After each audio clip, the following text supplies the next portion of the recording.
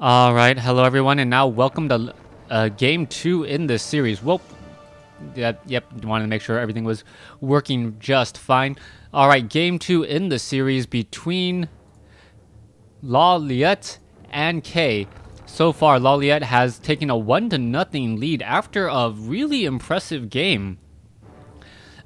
Really impressive game, being able to just roll over his opponent with chimeras, and those chimeras really came out of nowhere. Dual chimera roosts being built off to the side, those chimera roosts off to the side, just being able to train up 2 of them and having 2 of those chimeras completely focus down all of the mortar teams, 2 of them one-shotting a mortar team, and then being able to finish off the unsuspecting casters as well. That's really what happened in game 1. Now we are moving on to game 2. You can see that Lawliet has changed things up a little bit. Did not go for a panda, as the Ultra of Elders has been completed, and it is going to be a solo or a warden instead. Now I say solo warden just because the warden is such a strong hero by herself. The warden and that level 6 ability, Avatar of Vengeance, can really change the pace of the game, especially against a human player who generally relies on militia in order to fend off attacks. If the human player is trying to use militia a little bit too aggressively, one fan of knives coupled with an Avatar of Vengeance, and that is pretty much going to be GG. Will the game get that long? We'll just have to wait and see, as we are going to have a warden going up against a Mountain King this time around here on Echo Isle. Mountain King first does make a lot of sense. I am curious as to what is the second hero going to be. Second hero could easily be a Blood Mage to act as a mana battery, as the Mountain King gonna make its way over here and attempt to clear out a rather easy creep camp before moving along and perhaps bringing in more militia as well to take down this mercenary camp off over here. And that Mountain King really taking its sweet time, and I'm really actually stunned by this, that he's trying to only take down a green creep camp. Meanwhile, we can already see some very high level efficient creeping out by Lawliet. Lawliet's going to get to level 2 here very quickly, but he also did lose that Ancient of War. Losing that Ancient of War was a horrible mistake. Perhaps if he was able to eat up a little bit more trees or repair with both Wisp, he would be in a much better situation. He is now going to be forced to retrain an Ancient of War. Where is that going to start? That Ancient of War is actually off to the north. He doesn't want to build it inside his base. He doesn't want to let his opponent know that he is down an Ancient of War, and also losing out on a lot of production. So what we should be seeing over the next minute or two is using Wisp in order to hire units off of that mercenary camp, since he doesn't want to fall behind in the unit count if there is going to be, say, any sort of rush. Mountain King has already cleared out this creep camp here with the help of a whole bunch of militia. Mountain King is sitting at level 2, sells his Scroll of Town portal, buys a Dust of Appearance. Is he going to buy Boots of Speed as well? No, not buying Boots of Speed, just buying that Dust of Appearance. And now we are looking at that warden trying to creep out this north side here. So far, this is not good news. The footmen have made their way over. Are they going to perhaps catch a Troll Berserker? That Troll Berserker would have fallen if that Mountain King was nearby, if he didn't sit back and wait for no apparent reason. If he had picked up Boots of Speed, perhaps he would have caught up as well. Small mistakes like that could end up costing you the game, as that would have put his opponent down another 3 supply from 27 down to 24, and the real source of damage in this army. Alright, Mountain King now looking to come inside here. Are we going to see any damage? Are perhaps going after the Troll Shadow Priest first? It looks as though the Troll Shadow Priest is going to get Storm Bolted, but in comes a huge fan of knives. Level 3 on the Warden, as the Mountain King comes in for the attack as well. Alright, so far this very unsuspecting Dust of Appearance needs to be used. Alright, there is the Dust of... No Dust of Appearance for some reason. That guy is just sitting there with no problem, and this footman needs to be very careful. It's going to go ahead and get taken down by another fan of knives, and really, Lawliet is owning this game right now. He is completely taking out his opponent. His opponent is just not being able to suspect what's going to happen. Now we are going into Huntresses, and the Huntresses are very fast and are able to chase down this poor footman, and this could be very, very bad news. All right, you can see that Mountain King tries to back off the other way. The Huntress is still chasing after that footman there, as we're looking at another footman join on this side. That Warden, though, sitting at level 3 is going to be extremely strong. All right, Mountain King comes back over here. Still has not launched another Stormbolt, I don't think. No, has not.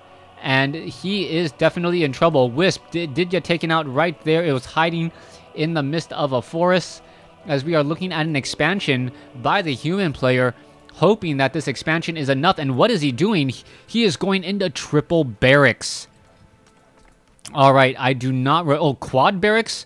I do not remember the last time I saw more than one barracks in a game by a human player. So we may actually just see a whole bunch of mass footmen off of two bases. This sounds like some sort of StarCraft 2 strategy.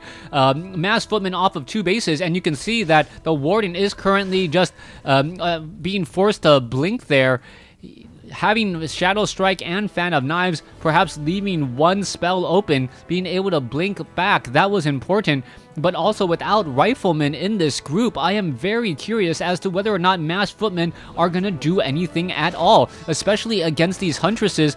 This Mass Footman strategy is going to be rather problematic. All right, that Warden is fighting in a sea of Moonwells, able to blink away with no real problem, and now continuing this fight there. All right, one very, very low hit point Footman trying to back away. I don't believe it's going to work. No, takes it down there as the Panda now joins in. Lawliet is going to absolutely own this strategy without any problems whatsoever. He does get surrounded on his Panda, but it's not going to really matter. The Panda is going to be able to break free from this. Another Fan of Knives or another Breath of Fire, and all of these footmen are going to fall. Staff of Preservation saves the Panda, and yes, this massive footman strategy... there is a reason why we have not seen it in quite some time. It does not work and is so easily countered by one Panda and also the Fan of Knives of a Warden. This Warden looking so strong already, as we see an Ancient of Lore now being constructed inside the base. All right, let's see. A large number of footmen down over here. Do we even see anything being trained besides more footmen? No, we do not. It is all footmen all day long off of 2 town halls, 2 bases, 2 base footman rush. And yes, it is a rather impressive army if you actually have enough support for it. So far, we are seeing 1 Scroll of Healing that will counteract 1 Fan of Knives and 1 Breath of Fire, but that is about it. And you can see what's going to be happening here. Mountain King now picks up a Tome of Intelligence. Here we have a whole bunch of footmen. Wow, Wannabe Illusion on to the footman as well. That's actually a little bit of a cunning disguise there. As you can see, Scroll of Protection now making its way in. All right, Mountain King trying to get off a Stormbolt, gets a Stormbolt off onto the Warden. The Warden's just gonna blink out of that, no problem. Does have a Talisman of Evasion. There's a Drunken Haze, Breath of Fire, Scroll of Healing, try to counteract. There is another blink, and a Staff of Preservation most likely is just going to be used to try and save this. No, gonna go after the Warden again. The Warden taking a little bit more damage still, and the Warden just gonna blink back once more. That Mountain King still going after the units, but does not have a Potion of Mana to really do anything about it. All right, incoming charge. The Panda does not have enough mana either. The Mountain King definitely not enough mana. There is a huge bash there. Only a 1-second stun though, as all the units are still retreating. Still so far coming back over here. You can see that the Panda is backing off. What's gonna happen next? This Panda is hiding off over here. Where is it gonna go? It's gonna hide inside. And what's gonna be happening? All right, there you go. Gonna go ahead and try to engage here. A lot of footmen. Footmen have defend against Huntresses, which is absolutely completely useless. I do not know what to say. If he had actually teched Rifleman, I think this strategy would have been much better. Rifleman able to focus down units.